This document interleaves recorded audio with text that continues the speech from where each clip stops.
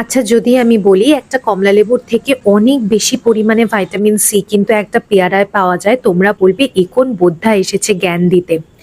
না গো, সত্যি একটা কমলালেবুর থেকে অনেক বেশি, মানে 4 গুণ বেশি পরিমাণ ভাইটামিন সি কিন্তু একটা পেয়ারাতে পাওয়া যায়। কমলালেবুর সিজন চলে গেল, পেয়ারা কিন্তু বছরের আমরা সারা বছরই মোটামুটি পেয়ে থাকি।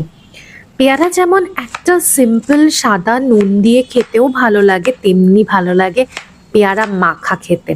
তোমাদের মনে আছে সেই যে স্কুলের পাশে কাকুটা পেয়ারা মাখা করতো, অসাধারণ, মানে তার স্বাদ কিন্তু ভোলার নয়। কিন্তু আমি লাস্ট ইয়ার যখন মায়াপুর গিয়েছিলাম, সেখানেও রাস্তার ধারে এক কাকিমার কাছ থেকে পেয়ারা মাখা খেয়েছিলাম।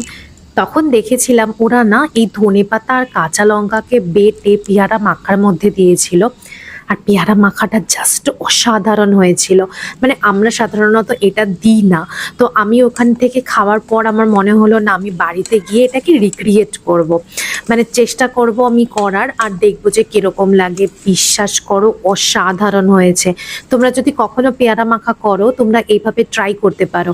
মানে এটা আমি মায়াপুর থেকে দেখে এসেই শিখেছিলাম যে এরকম কাঁচা লঙ্কা আর ধনেপাতা দিয়ে। বাকি তো আমরা জানি, যেমন কাসন্দি, বিট নুন, চাট মশলা এই সমস্ত দিয়েই পেয়ারাটা মাখতে হয়। ফাটাফাটি, জাস্ট ফাটাফাটি, এনজয় করো।